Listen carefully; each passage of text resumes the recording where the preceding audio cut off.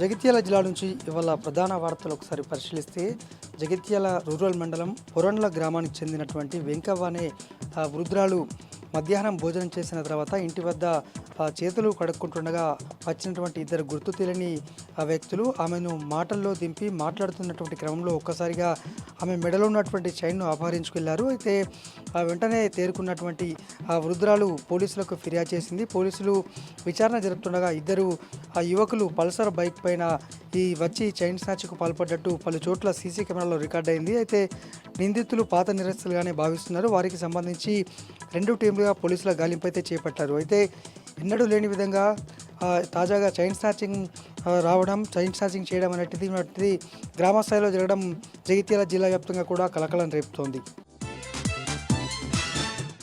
Jagtial rural మండలం కల్లెడ గ్రామానికి చెందినటువంటి 4 కుటుంబాలను ఆ గ్రామస్తులు కుల బహిష్కరణ చేశారు. గణపతి చందా నేపథ్యంలో వారు ఇవ్వనందుకు వారిని బహిష్కరించడంతో పాటు ఊరు డప్పు చాటింపు చేశారు. వారితో ఎవరు మాట్లాడినా కూడా జరినామా విధిస్తాము, అలాగే వారికి కూడా పెద్ద ఎత్తున జరినామా విధిస్తామని హెచ్చరించినటువంటి నేపథ్యంలో బాధితులంతా కూడా జిల్లా ఎస్పీని కలిసి ఫిర్యాదు చేశారు. తమను ఈ కాలంలో కూడా కుల బహిష్కరణ చేయడం ఏంటి, తాము ఏం తప్పు చేశామని కుల బహిష్కరణ చేశారంటూ కూడా ఎస్పీని కలిసి వినతి పత్రాన్ని సమర్పించారు. దీనిపైన పూర్తి స్థాయిలో జిల్లా ఎస్పీ అశోక్ కుమార్ గారు విచారణ జరుపుతుండగా ఈ కుల బహిష్కరణ అంశం అనేది హైటెక్ యుగంలో జరగడము జిల్లా వ్యాప్తంగా కూడా మరోసారి కలకలం రేపుతోంది.